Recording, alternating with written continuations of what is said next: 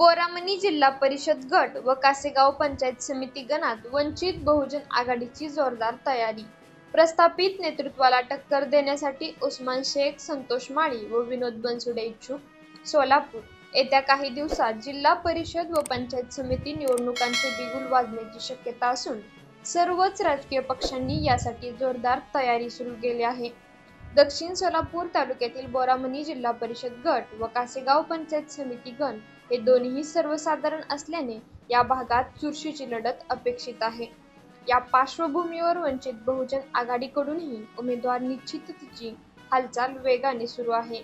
वंचित बहुजन आघाडीचे जिल्हा संघटक उस्मान शेख, तालुका कार्यकारिणी सदस्य संतोष माळी तसेच मुळेगाव ग्रामपंचायत सदस्य विनोद बनसोडे या तिघांनीही उमेदवारीसाठी आपला दावा सादर केला असून तिघेही प्रस्थापित नेतृत्वाला जोरदार आव्हान देण्याच्या तयारीत आहेत. वंचित बहुजन आघाडीच्या स्थापनेपासूनच कार्यरत असलेले उस्मान शेख हे ॲडव्होकेट प्रकाश आंबेडकर यांचे निष्ठावंत कार्यकर्ते म्हणून ओळखले जातात.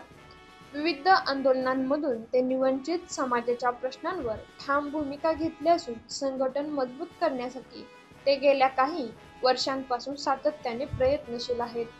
कासेगाव ग्रामपंचायतीचे माजी सदस्य संतोष माळी हे जनसंपर्कात कुशल असून आपल्या मनमिळावू स्वभावामुळे स्थानिकांमध्ये लोकप्रिय आहेत. त्यांचा कार्यकर्त्यांशी व गावोगावी असलेला संपर्क या निवडणुकीत वंचित बहुजन आघाडीला बळ देणारा ठरण्याची शक्यता व्यक्त केली जात आहे. दरम्यान विनोद बनसोडे हे सध्या मुळेगाव ग्रामपंचायतीचे सदस्य असून त्यांनी वंचित समुदायांच्या न्याय हक्कांसाठी सातत्याने आवाज उठवला आहे. सामाजिक न्यायासाठी त्यांची आक्रमक भूमिका आणि जनतेशी असलेले नाते लक्षात घेता त्यांनाही उमेदवारीसाठी योग्य पर्याय मानले जात आहे.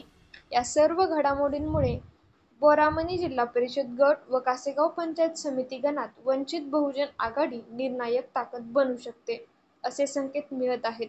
येणाऱ्या निवडणुकीत वंचित बहुजन आघाडी प्रस्थापित पक्षांना जोरदार टक्कर देईल असा आत्मविश्वास जिल्हा संघटक उस्मान शेख यांनी सत्यवर्तन न्यूजशी बोलताना व्यक्त केली.